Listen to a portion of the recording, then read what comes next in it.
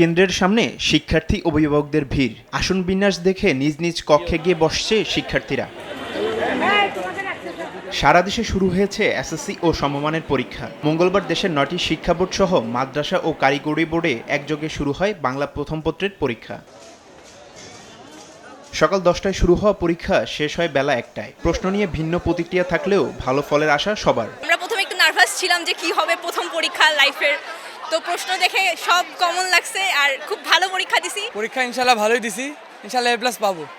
Common হয়েছে, প্রশ্ন standard হয়েছে, বেশি কঠিন হয় না, বেশি সহজ হয়। আনসার করার মতো হয়েছে, ভালো প্রশ্ন হয়েছে, প্রশ্নের মান ভালো ছিল। প্রত্যাশিতভাবে পরীক্ষা খুবই ভালো হয়েছে। এমসিকিউটা নিয়ে একটু ভয় ছিল, কিন্তু এমসিকিউ মোটামুটি বলবো না অনেক ভালো হয়েছে। পরীক্ষা মোটামুটি ভালোই ছিল, এমসিকিউটা একটু হার্ড ছিল, মানে উচ্চতর দক্ষতা টাইপসের কোশ্চেনগুলো বেশি আসছিল। সৃজনশীলটা খুব সোজা ছিল। পরীক্ষার প্রশ্ন দিয়ে একটু নার্ভাস ছিলাম যে পরীক্ষা কেমন হবে, কিন্তু পরে যখন প্রশ্ন পাইলাম তখন তুলনামূলক সহজ পেয়েছি। তবে অভিভাবকদের জন্য দুশ্চিন্তার কারণ হয়ে দাঁড়িয়েছে তীব্র লোডশেডিং।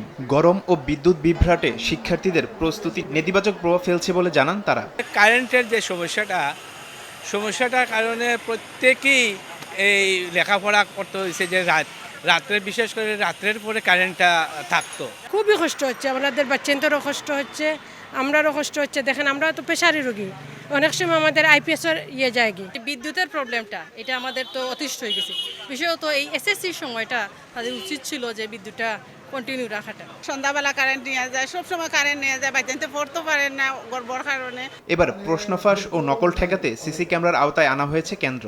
প্রশ্ন ফাঁসের ক্ষেত্রে এখানে যে বিষয়গুলো থাকে, প্রশ্নপত্র প্রণয়ন, মুদ্রণ, পরিবহন এবং বিতরণ, এই সকল পর্যায়ে সরকারের পক্ষ থেকে এবং আমাদের পক্ষ থেকে সর্বোচ্চ সতর্কতা অবলম্বন করা হয়েছে। যেভাবে কেন্দ্র পরিচালনা করা দরকার সেগুলো আমরা আগে থেকে নির্দেশনা দিয়েছি, সেভাবে হয়েছে। নতুন সংযোজন হয়েছে এবার সিসিটিভি। আগামী 10 মে শেষ হবে এসএসসি পরীক্ষার লিখিত পরীক্ষা, আর ব্যবহারিক পরীক্ষা শেষ হবে 14 জুন। তারিফ রহমান, সময় সংবাদ।